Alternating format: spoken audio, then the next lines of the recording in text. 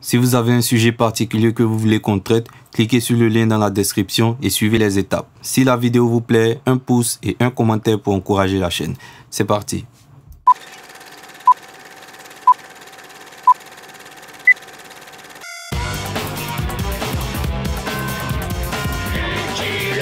Il n'a pas peur de personne.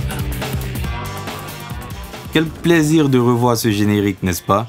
Les aventures de Lucky Luke. Je suis un grand fan. Et je sais que beaucoup d'entre vous ont dû se surprendre en train de chanter. Mais aujourd'hui, on ne va pas parler de l'homme qui est plus rapide que son ombre. On va plutôt parler de ces gens-là. Ou du moins, de certains de leurs ancêtres. On les voit assez souvent dans notre dessin animé. Ils ont des noms rigolos, ils ont une drôle de façon de parler, mais on les adore quand même, les Indiens. Savez-vous qu'en fait, ces Indiens n'ont rien à voir avec les Indiens qui vivent en Inde? Ces Indiens vivent principalement en Amérique. Voilà pourquoi, pour parler d'eux, on dit Amérindiens au lieu d'Indiens tout court. Les Amérindiens sont d'un peuple très ancien. Ce sont eux que les Européens ont trouvés sur le sol américain lorsqu'ils l'ont découvert. Ils ont développé de grandes civilisations, et parmi elles, la civilisation Maya. Ça vous dit quelque chose? 2012, fin du monde, calendrier Maya? Bref. Ne brûlons pas les étapes. Aujourd'hui, je vous propose de faire un tour au cœur d'une civilisation qui a marqué le monde et qui avait des traditions vraiment étranges. Je tiens à vous faire une petite précision avant de commencer. Les Indiens que vous voyez dans votre dessin animé préféré ne sont pas des Mayas. La civilisation Maya avait déjà disparu lorsque les Européens sont arrivés en Amérique. Mais ils appartiennent tous au même peuple amérindien. N'oubliez pas de vous abonner, d'activer la cloche des notifications juste en bas pour encore plus de découvertes. Si vous êtes prêts, c'est parti pour ce nouveau numéro de 3 questions pour débutants.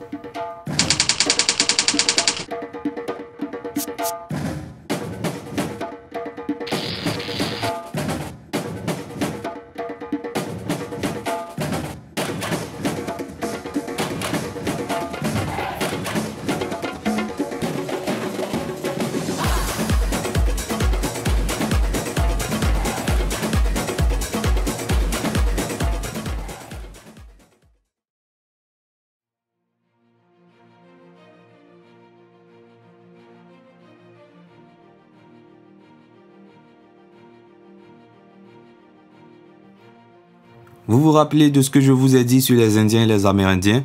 À ce jour, aucun lien n'a été vraiment établi entre ces deux peuples. Mais selon certaines hypothèses par contre, les premiers Amérindiens ont effectué une migration depuis l'Asie pour échapper à des tempêtes de glace. Cette histoire, qui remonterait à plus de 15 000 ans selon les chercheurs, est encore à l'étape de la confirmation.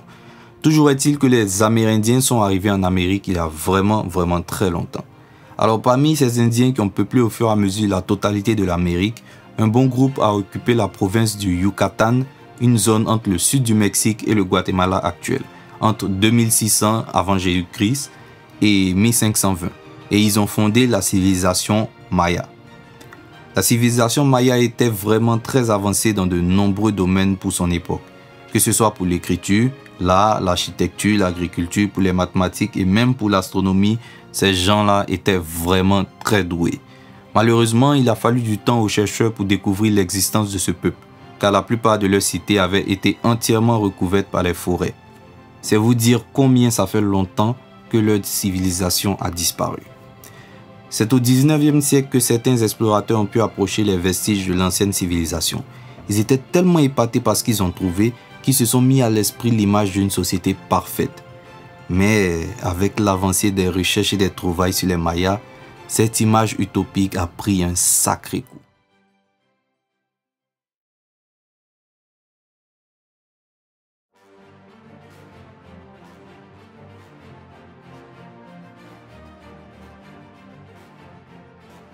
Comme je vous l'ai dit précédemment, les Mayas avaient un train d'avance sur leur époque. Les Mayas n'étaient pas dans une société centralisée, c'est-à-dire que chaque ville avait ses propres dirigeants. Les nobles vivaient dans les plus hautes infrastructures et les autres gens du peuple occupaient la ville basse. L'économie de la plupart de ces villes reposait sur l'agriculture, principalement du maïs, du coton et du cacao. Les Mayas étaient aussi de grands bâtisseurs. Ils construisaient de hautes pyramides de pierre qui surplombaient les villes. Ces constructions étaient vraiment solides. Elles ont résisté à l'épreuve du temps, ce qui fait que même après que les forêts aient recouvert leur ville, la plupart des constructions sont restées intactes. La plupart des Mayas avaient des croyances basées sur l'influence des astres, sur l'existence des humains. Ils ont développé plusieurs connaissances scientifiques, ils ont établi un calendrier de 260 jours, une écriture hiéroglyphe, des méthodes de calcul, fait des observations astronomiques, développé des techniques agricoles, des méthodes de conservation et de distribution de l'eau et même tracé un réseau de routes dans la jungle. En dehors de leur intellect, les Mayas étaient aussi de très grands guerriers. Tout ça est très impressionnant, mais la vie à l'époque des Mayas n'était pas si belle que vous le pensez. Pour réussir à construire tous ces édifices, les Mayas avaient des esclaves et des prisonniers de guerre qu'ils traitaient très durement. En dehors de la main-d'œuvre qu'ils représentaient, ils servaient, pour ceux qui étaient de haute naissance, de nourriture à leurs dieux. What? En effet, les Mayas croyaient que le sacrifice d'une vie humaine, surtout d'une vie de noble, rendrait les dieux plus cléments. Les sacrifices se faisaient lors des cérémonies ou pendant l'intronisation d'un nouveau souverain à la tête d'une ville. Pour que le sacrifice soit accepté, selon eux, il fallait procéder soit par décapitation du prisonnier, soit par une cardiectomie. La cardiectomie, c'est tout simplement le fait de retirer le cœur du sacrifié pendant qu'il est encore en vie. C'était le gros point noir du moins de ce qu'on a pu découvrir de cette civilisation.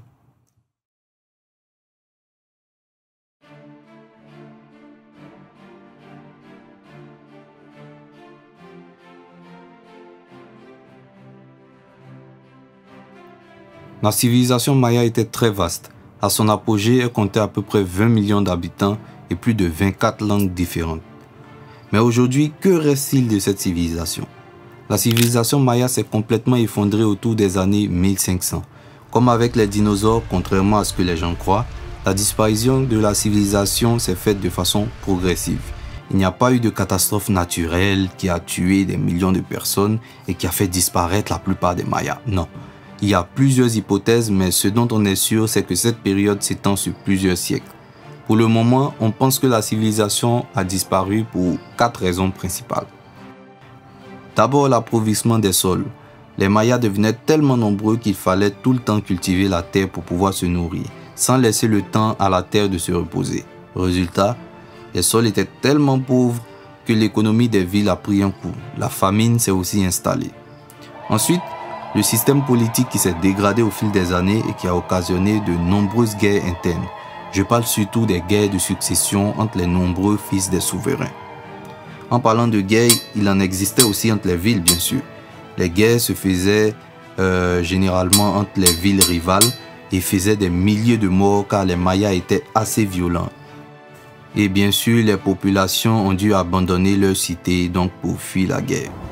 Enfin, il y a une sécheresse extrême causée par la déforestation et qui a fait des millions de victimes. Tous ces éléments combinés ont entraîné la disparition de l'une des plus grandes civilisations de Mésoamérique. Mais les Mayas n'ont pas tous disparu, loin de là. Aujourd'hui, c'est quelques 6 millions de personnes qui constituent la population maya. Ils sont repartis entre le Guatemala, le Mexique, le Honduras, Salvador et le Belize. Voilà, c'était tout pour moi aujourd'hui. Si vous voulez plus d'informations sur les Mayas, je vous conseille vivement de visiter ce site en description. Si le contenu vous a plu, n'hésitez pas à lâcher un petit pouce bleu et à partager autour de vous. Sur ce, à bientôt jusqu'au prochain numéro.